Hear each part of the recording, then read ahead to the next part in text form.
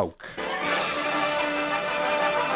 Howie Carr Show now presents The Week in Woke. Do you tire of remembering which pronouns to use? Do you find yourself trying to remember the correct acronym when addressing social issues? Are you struggling to find new and exciting ways to reduce your carbon footprint?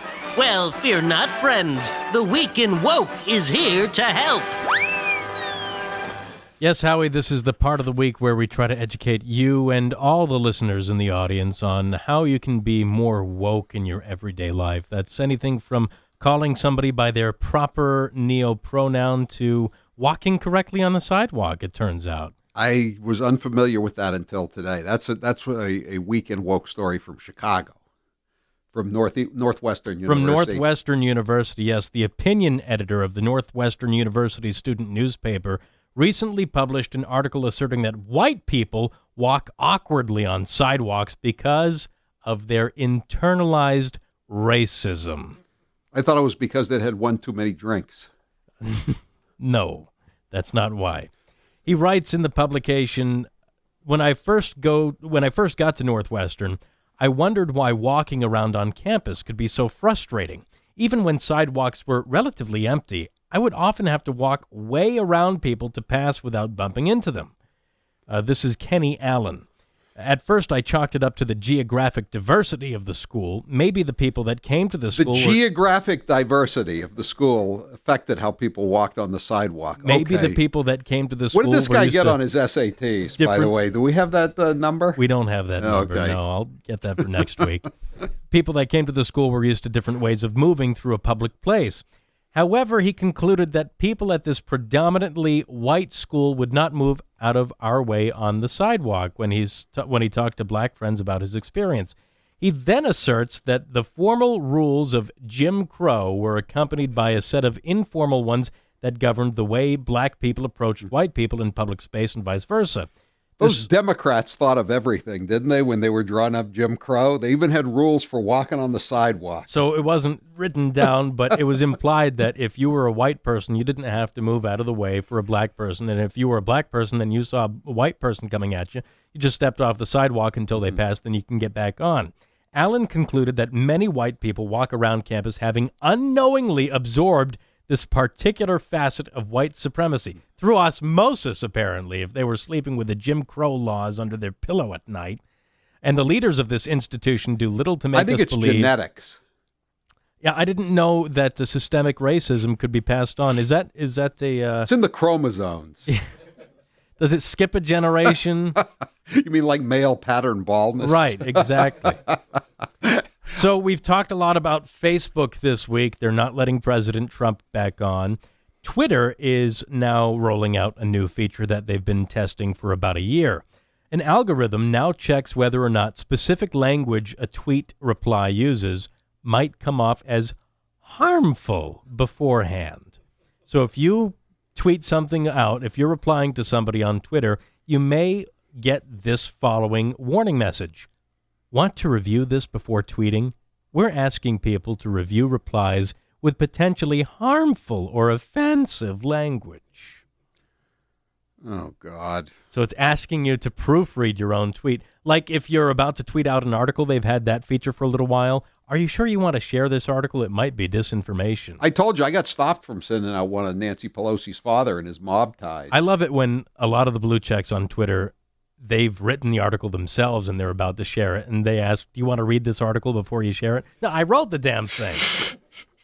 The social media platform Twitter formally launched a reply feature. You'll still be able to say whatever you wanted to say in the first place to someone, for now, if so desired. But this edition introduces a moment of self-reflection beforehand. So if you change your mind and want to edit or delete your intended reply instead, this is made easy for someone to do. You know, speaking of Nancy Pelosi, there was a story on Powerline blog today, not by Heineracher, by one of his associates, about how D'Alessandro, her father, who was the mayor, he, in the 1950s, when massive resistance was going on, and he was a Democrat, so he had to jump on, he dedicated statues in the city of Baltimore to General Robert E. Lee and General Stonewall Jackson, the two premier military leaders of the Confederate States of America. I think I'm going to try to tweet that one out during. I'm going to retweet that story and see how far it gets. Good luck. I know. I'm guessing it's I'd say it's about a 50-50 shot of getting it through. Yeah, and then replying to some of those comments that you get on Hate Mail Monday, you might have to double click something to get your comment to go through. I'll let everybody know if it goes. Well, you'll be able to see it on my Twitter feed if it can go through. So it's the year 2021 or 2017 if you're Joe Biden, whatever it might be. Apparently, we've solved all foreign crises in the world because now spies are woke. MI6 is placing the climate emergency at the forefront of its international espionage with green spying on the world's big polluters, its new chief has revealed. Can you imagine James Bond reporting back to Q? This is worse than we thought. You're using fossil fuels. I know. This is what is this, Q? I thought you were going to give me a new gun. This is a bovine flatulence detector, 007. That's our new mission. Ironically, the head of the UK's Foreign Intelligence Service, his name is Richard Moore, like Roger Moore, who played James Bond. He described climate change as the foremost international foreign policy item for this country and for the planet. China will be the agency's number one target. Will MI6 focus on China's rapidly growing navy, its threat against Taiwan, mass incarceration and murder of the Uyghurs? Nope. He indicated that British spies will make China the focus of much of their climate-related espionage by pointing out that Beijing is certainly the largest emitter of carbon. Pitiful. Really pitiful. Very pitiful. By the way, The Week in Woke is brought to you by Thinker.org. No more in no time. With Thinker, that's think with an R, like read. Thinker summarizes the key ideas from noteworthy nonfiction. With Thinker, you can get a 10-minute summary to read or listen to, so you can try before you buy. This is great if you're an avid reader. You consume a lot of books during the month.